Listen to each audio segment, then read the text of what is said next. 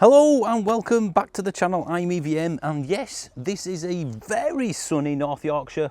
I promise no CGI has been used in this video. It's a bit disconcerting, but we're going to get used to it hopefully for the next 2 days before it disappears. Anyway, today I want to talk about hot hatches, or rather why we have a complete and total lack of any full electric hot hatch in electric car universe. I mean, surely, with the amount of choice we have now, there should be at least one or two decent hot hatches.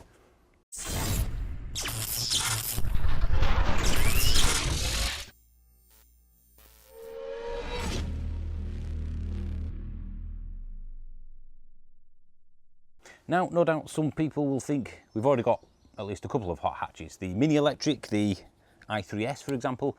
For me, they don't make the grade. I'll come back to them in a second. I just think that given the amount of choice we have in EV world, I mean, there's loads now on the new car market, we don't have that real hot hatch, do we? You know, the one that, well, I suppose it's how do you define a hot hatch? Maybe that's the first thing. And I'd love to know what you think in the comments in terms of what you think a hot hatch should be.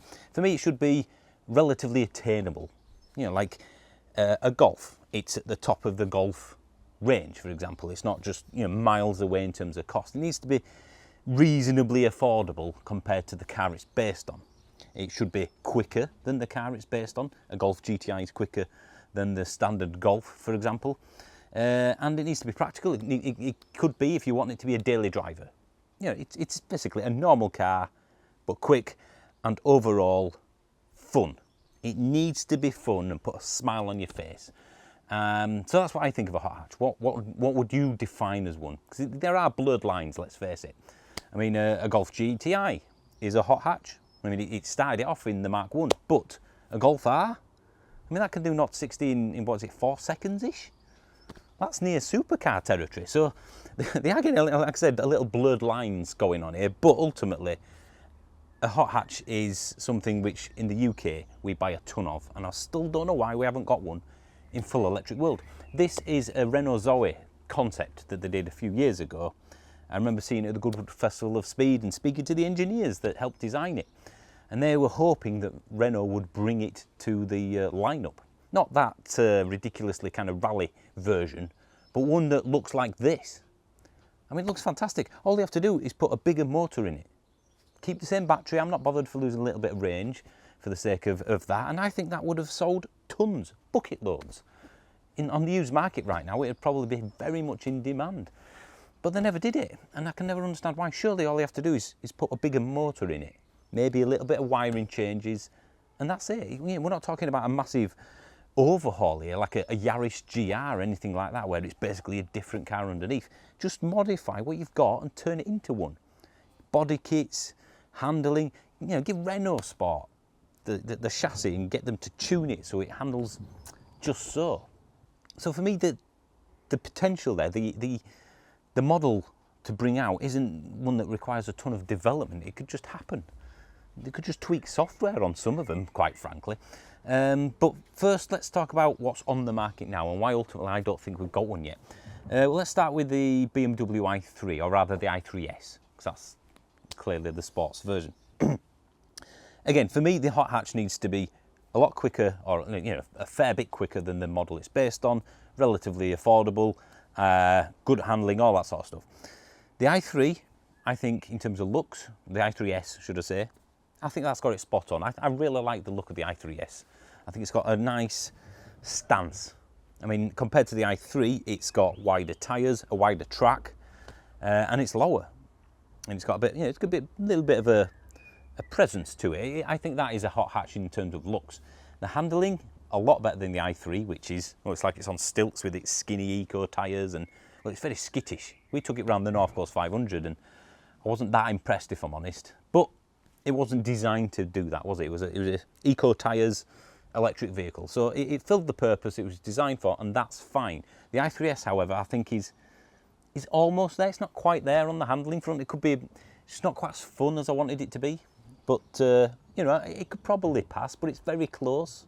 That's what I think of the i3S. It's a 9/10 sort of hot hatch. It's quite close in terms of the performance, and this is what lets it down a little bit for me. You've got a I think it's 14 brake horsepower more than the i3. That's not enough. I mean, it's a quick car, don't get me wrong, in terms of, you know, from setting off from standstill, the i3 is. It's a quick car in terms of 0 to 30, 40, 50. But it's just not quick enough compared to the model it's based on. And that's the problem. It needs to be that bit more. Can you imagine pulling up at traffic lights or in a car park and go, oh, you've got a Golf GTI, that's nice. I've just got the bog standard cheapo Golf. Yours has got an extra 14 brake horsepower over mine. It wouldn't fill you with confidence. Well, it won't make you think I've got the sports version of this particular model. So again, the i3S it's almost there, just not quite. It's not cheap either.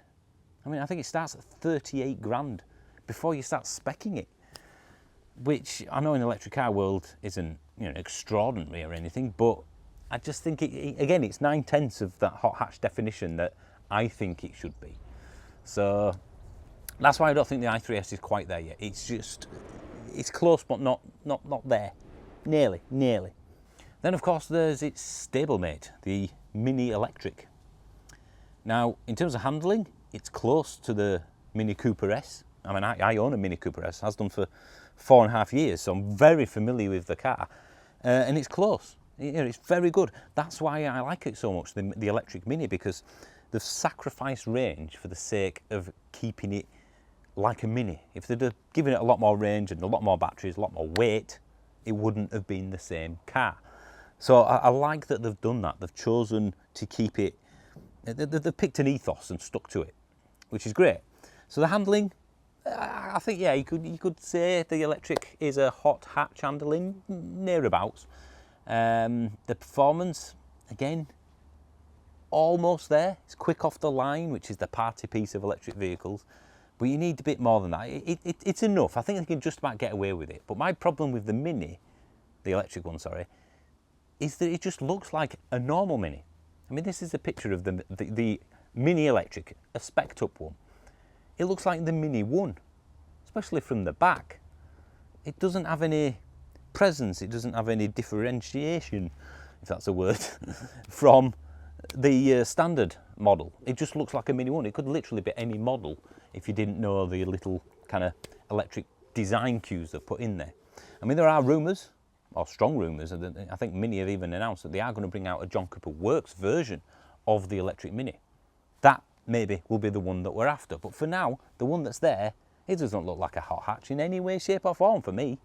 I know some people watching this right now will say, oh, I don't want big wings and aggressive bumpers, but you need something. Even if it's aero, as in it's there for a purpose, it needs something other than just a flat bumper. It needs it to be a bit different from the rest of the range. I don't know what to call it, but yeah, for me the Mini Electric isn't there yet. Maybe the Cooper Works one will be when it comes out. There's even rumours of an Abarth 500, the Fiat 500 Electric, so that should be interesting. So I believe somewhere on the way, but why isn't there a faster Renault Zoe? I mean, they've got GT version. The E208, the Peugeot E208 has got a GT, but it's the exact same in every way, shape or form, in the handling, in the performance, in the power, as the cheapest version of the E208. So it's a trim level. GT is a trim level. It's not the GT line, it's a GT. Why not just tweak it, give it more performance? Why not put a slightly bigger motor in it? It can't be that complicated. I wouldn't mind paying a bit extra for something that's a halo model for the range. You know, a bit quicker, a bit sportier. Again, get the engineers to tune the chassis, lower it a little bit, stiffen it, get it designed for handling over comfort. You know, change its bias towards something that's sporty, a hot hatch. So we're not there yet for some reason. I don't know why. That Renault Zoe would have been a massive seller. I'm certain of that one. If they ever did a Nissan Leaf, Nismo, it wouldn't have to be massively quicker. You know, 250 brakes, you know, that sort of region. Again, I'm sure that would have sold tons. Maybe it's a numbers game. Maybe I'm being a bit naive in terms of financial costs to the manufacturer, but I don't understand why no one's tried it at least. We've got all the halo models, the Taycans, the e-tron GTs, the Pininfarina that's come out, of course the Rimacs, but they're supercars or even hypercars like the the Avaya, the Lotus Avaya. So there's clearly a demand for it. Maybe it's because people think that electric cars are all relatively quick. I mean, this is again what people think Teslas are phenomenal at. Straight line speed. The Tesla Plaid, all the videos that are going around at the moment, it's people standing still and putting the foot down and going, whoa, how quick is this? That's only half the story for me when it comes to a fun car. Straight line speed is one thing, but it needs to carry on that through corners and just making you feel like you're having fun and that you're driving the car rather than the other way around. I'm no race driver, you know, I'm not a Chris Harris, if you like, but you need more than just straight line speed. And I think it's time we got that in electric car world. It's starting to bug me a bit now. I don't understand why we haven't got a little sports hatch, an Up GTI. Can you imagine that? A Volkswagen Up electric. I mean, it's quick enough to be really good fun as it is. Give it a bit more speed and, you know, tweak the suspension a bit. That'd be all right.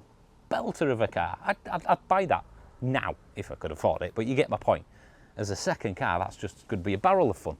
It's something which the UK loves to bits, isn't it? We don't want an Octavia, we want a VRS Octavia. We want the Cupra, we want the GTIs. And I think it's time you give us that, guys. Can we not just have a decent one? I mean, what do you think? Do you agree with me? The i3S, the mini electric, are not hot hatches. Hot hatches, I can't say that properly. Are they? I don't think they are. I think they're close. You know, a few tweaks here and there, very different.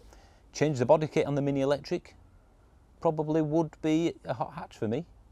Maybe someone's done it already, I don't know, but what do you think? Let me know in the comments. Do you think we should have had something by now? Do you think that you would buy that over other models? If you're a petrol head, you know, if you like a Golf GTI or well, any hot hatch for that matter, would this tempt you into going electric?